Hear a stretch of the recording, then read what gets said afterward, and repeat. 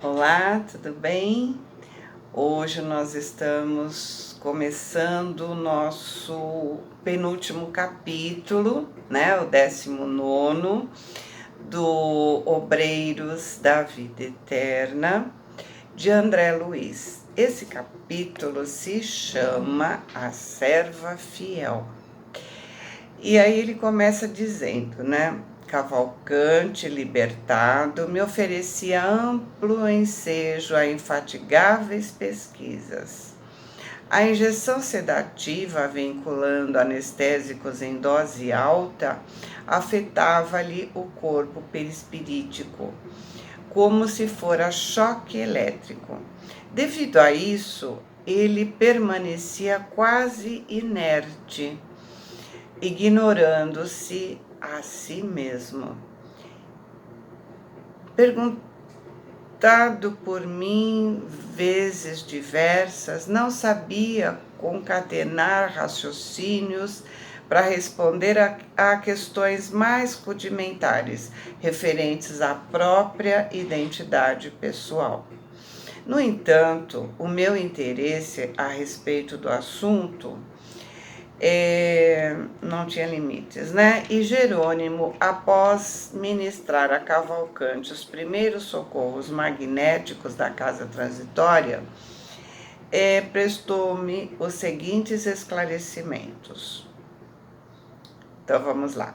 Qualquer droga no campo infinitesimal dos núcleos celulares se faz sentir pelas propriedades elétricas específicas. Combinar aplicações químicas com as verdadeiras necessidades fisiológicas constituirá efetivamente o fim da medicina no futuro. O médico do futuro aprenderá que todo remédio está saturado de energias eletromagnéticas em seu raio de ação. É por isso que o veneno destrói as vísceras e o entorpece, e o entorpecente modifica a natureza das células em si, impondo-lhes incapacidade temporária. A gota medicamentosa tem princípios elétricos, como também acontece as associações atômicas que vão recebê-la. Segundo sabemos, em plano algum a natureza age aos saltos. O perispírito, formado à base de matéria rarefeita, mobiliza igualmente trilhões de unidades unicelulares da nossa esfera de ação, que abandonam o corpo físico saturadas da vitalidade que lhe é peculiar. Daí os sofrimentos e angústias de determinadas criaturas além do decesso. Os suicidas costumam sentir durante longo tempo a aflição das células violentamente aniquiladas, enquanto os viciados experimentam tremenda inquietação pelo desejo insatisfeito. A explicação era lógica e humana. Fui compreendendo, por minha vez, pouco a pouco, a importância do desapego às emoções inferiores para os homens e mulheres encarnados na crosta. Matéria e espírito, vaso e conteúdo, forma e essência, confundiam-se aos meus olhos como a chama da vela e o material incandescente. Integrados um no outro, produziam a luz necessária aos objetivos da vida. O exame dos casos de morte me trouxeram singular enriquecimento no setor da ciência mental. O espírito eterno nos seus fundamentos, valem-se da matéria transitória nas associações como material didático sempre mais elevado no curso incessante da experiência para a integração com a divindade suprema. Prejudicando a matéria, complicaremos o quadro de serviço que nos é indispensável e estacionaremos em qualquer situação, a fim de restaurar o patrimônio sublime posto à nossa disposição pela bondade imperecível. Tanto seremos compelidos ao trabalho regenerador na encarnação, quanto na desencarnação, na existência da carne, quanto na morte do corpo, tanto no presente como no futuro. Ninguém se colocará vitorioso no cume da vida eterna, sem aprender o equilíbrio com que deve elevar-se. Daí, as atividades complexas do caminho evolutivo, as diferenciações inumeráveis, a multiplicidade das posições, as escalas da possibilidade e os graus de inteligência nos vários planos da vida. Para solucionar instantes problemas de Cavalcante, o nosso dirigente designou o padre Hipólito para segui-lo de mais perto, orientando-o quanto à renovação. Lembra, né? Ele era católico, então nada melhor do que um padre para fazê-lo entender as coisas, sem chocá-lo, né? O convalescente, o Cavalcante, né, nos olhava receoso, crendo-se vítima de pesadelo em hospital diferente. Declarava-se interessado em continuar no corpo terrestre, chamava a esposa insistentemente, repetia descrições do passado com admirável expressão emotiva. Por mais de uma vez, ele repeliu Jerônimo, com severa argumentação. Ao lado de Hipólito, porém, aquietava-se humilde. Como ele era católico, né, a presença do padre o acalmava. Influíam nele o respeito e a confiança que se habituara a consagrar aos sacerdotes. Nosso companheiro possuía, sobre o recém-liberto, importante ascendente espiritual.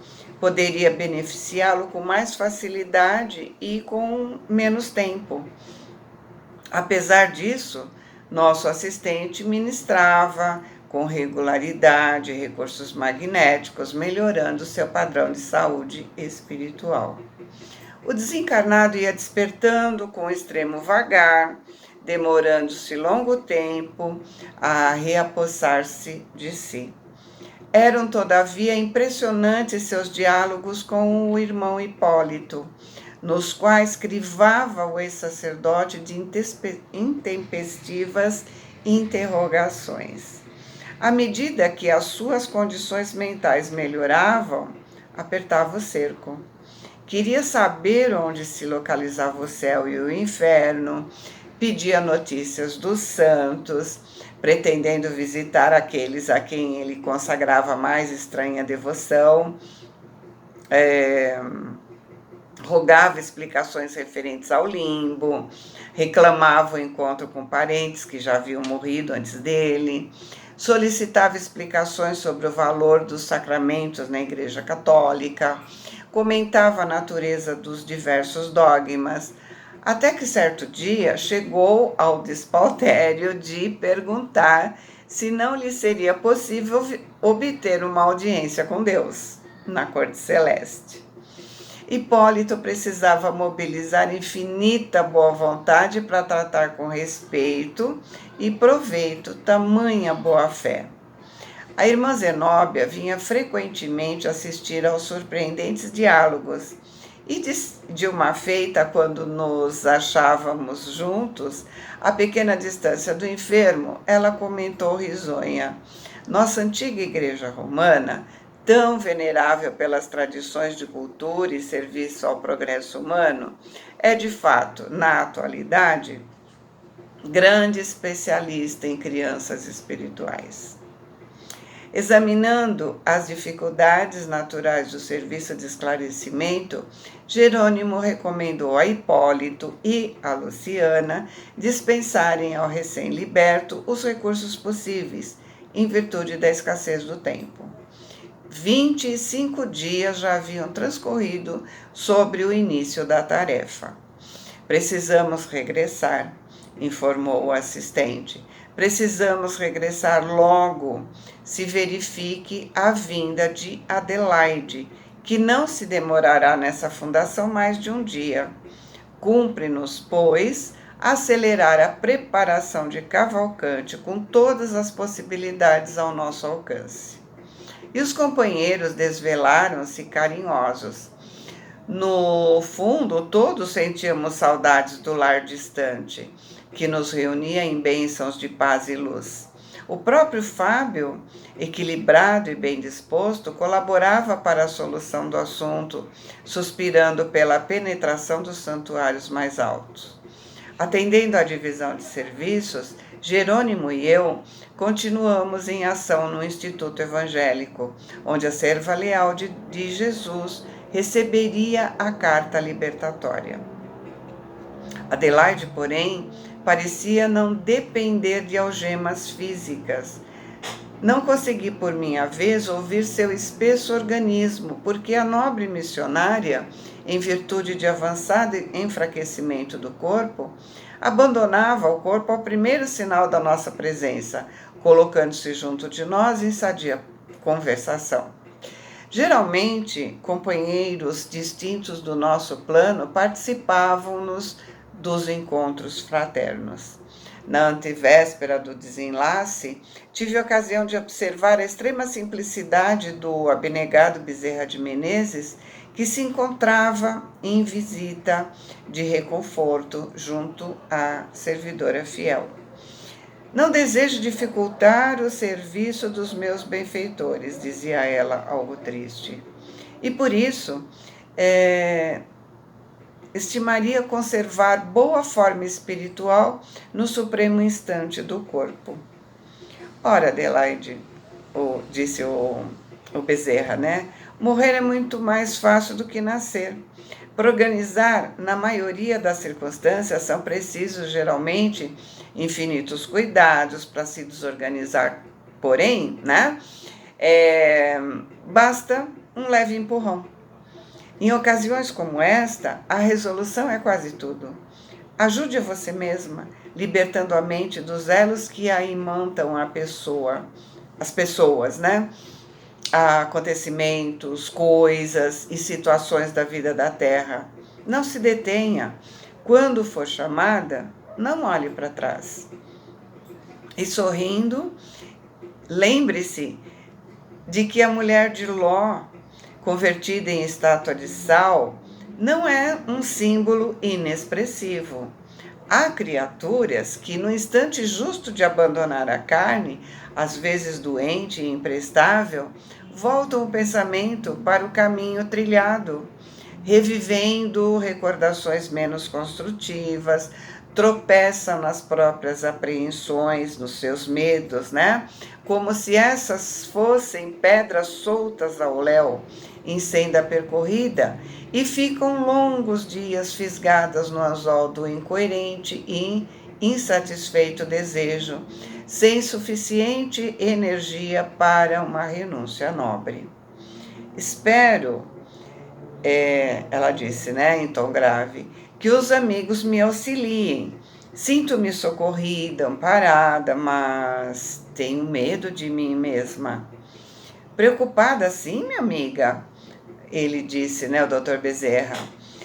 Não vale a pena, mas eu compreendo a sua ansiedade, também passei por aí. Creio, entretanto, que a lembrança de Jesus ao pé de Lázaro foi a ajuda certa ao meu coração em transe igual. Busquei insular-me, cerrar ouvidos aos chamamentos do sangue, fechar os olhos à visão dos interesses terrenos, e a libertação, afinal, deu-se em poucos segundos. Pensei nos ensinamentos do Mestre ao chamar Lázaro de novo à existência e recordei de suas palavras: Lázaro, sai para fora. Centralizando a atenção na passagem evangélica, afastei-me do corpo grosseiro sem obstáculo algum. A simplicidade do Dr. Bezerra narrando encantava. Adelaide sorriu, sem, no entanto, disfarçar a preocupação íntima. Valendo-se da pausa, Jerônimo disse: aliás, cumpre-nos destacar as condições excepcionais em que partirá nossa amiga. Em tais circunstâncias, apenas lastimo aqueles que se agarram em demasia aos caprichos carnais. Para esses, sim, a situação não é agradável, porquanto o semeador de espinhos não pode aguardar colheita de flores. Os que se consagram à preparação do futuro com sua vida eterna, através das manifestações de espiritualidade superior, instintivamente aprendem todos os dias a morrer para a existência inferior. Reparei que a abnegada irmã se mostrava mais calma e confortada a essa altura. Interrompeu-se a conversa, porque Adelaide foi obrigada a voltar repentinamente para o corpo, a fim de receber a última dose de medicação noturna. Ao regressar ao nosso plano, Jerônimo ofereceu-lhe o braço amigo para a rápida excursão ao estabelecimento de Fabiano. A irmã Zenóbia desejava vê-la antes do desenlace. A grande orientadora do asilo errático, a casa transitória, admirava-lhe os serviços terrestres e, por mais uma vez, valeu-se de seu fraternal concurso em atividades de regeneração e esclarecimento. Adelaide nos acompanhou contente. Em breves minutos, recebidos pela administradora Zenóbia, como se repetia a mesma palestra de segundos antes, apenas com a diferença de que Zenóbia tomara a posição reanimadora do devotado Bezerra. A bondosa discípula de Jesus, em vias de retirar-se da crosta, era alvo de carinho geral. Depois de considerações convincentes por parte de Zenóbia, que se esmerava em ministrar-lhe bom ânimo, Adelaide humilde expôs as suas derradeiras dificuldades. Ligara-se fortemente à obra iniciada nos círculos carnais e se sentia estreitamente ligada não somente à obra, mas também aos amigos e auxiliares. Por força de circunstâncias imperiosas, ela acumulava funções diversas no quadro geral de serviços. Possuía toda uma equipe de irmãs dedicadíssimas, que colaboravam com sincero desprendimento e alto valor moral no amparo da infância desvalida. Se estimava profundamente as cooperadoras, era igualmente muito querida por todas elas. Como se haveria ante a dificuldade de que se agravavam, no íntimo estava preparada. No entanto, reconhecia a extensão e a complexidade dos obstáculos mentais. Seu quarto de dormir, na casa terrena, parecia a redoma de pensamentos retentivos a interceptarem a sua saída do corpo. Quanto menos se via presa ao corpo, mais se ampliava a exigência dos parentes, dos amigos, como aportar-se ante a essa situação, como fazer-lhe sentir a realidade, enlaçara-se em vastos compromissos, tornara-se involuntariamente a escora espiritual de muitos. Entretanto, ela mesma reconhecia a imprestabilidade do aparelho físico. A máquina fisiológica atingira o fim. Não conseguiria manter-se ainda, mesmo que os valores intercessórios, ou seja, as ajudas espirituais, lhe conseguissem prorrogação de tempo. A orientadora escutou-a atenta, qual médico experimentado em face de um doente aflito, e observou, enfim: reconheço os obstáculos, mas não se aborreça. A morte é o melhor antídoto da idolatria. Com a sua vinda, vai se operar a necessária descentralização de trabalho, porque se dará a imposição natural de novo esforço a cada um. Alegre-se, minha amiga, pela transformação que ocorrerá dentro em pouco. Reanime-se, sobretudo, para que a sua situação se reajuste naturalmente, sem qualquer ponto de interrogação ao término da experiência atual. Silenciou alguns momentos e notificou em seguida: temos ainda a noite de amanhã. Vamos aproveitá-la para dirigir-me aos seus colaboradores, em apelo à compreensão geral. Amigos nossos contribuirão para que se reúnam em assembleia, como se faz indispensável. A visitante agradeceu reconhecidamente. Prosseguimos na mesma vibração de cordialidade, mas Zenóbia modificou o rumo da conversa. Abandonando os assuntos de morte e sofrimento, comentou os serviços edificantes que levava a efeito junto de certa expedição socorrista, cujos membros realizavam admiráveis experiências no Instituto, nos dias em que se desobrigavam dos trabalhos imediatos na crosta.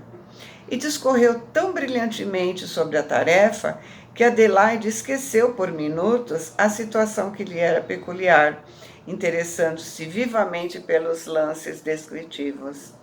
A providência coroava-se de animadores resultados, porque a conversação diferente fizera-lhe enorme bem, propiciando-lhe provisório apaziguamento mental.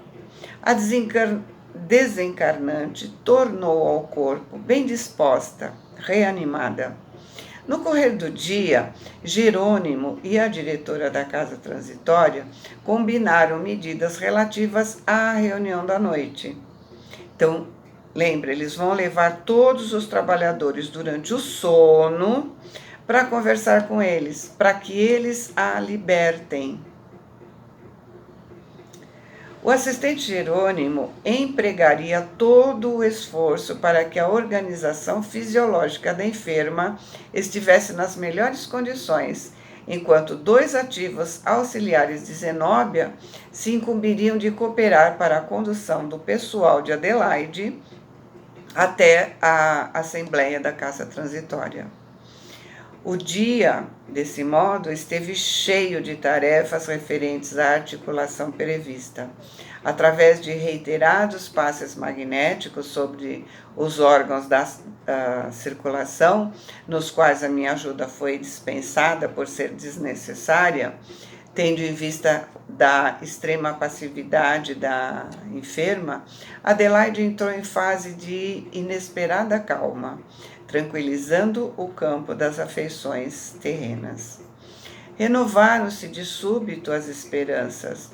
A reação orgânica surgira dentro de novo impulso, melhorando o quadro dos prognósticos em geral. Multiplicaram-se as vibrações de paz e as preces de reconhecimento. Em vista disso, iniciou-se com grande facilidade, após a meia-noite, o trabalho preparatório da grande reunião.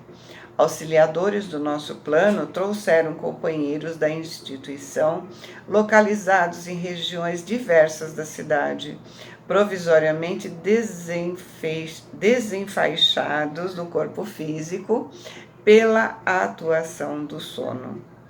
Integrando a turma de trabalhadores que organizavam o ambiente, reparei curioso que a maior porcentagem de recém-chegados se constituía de mulheres, e cumpre-nos anotar que dava satisfação observar a reverência e o carinho.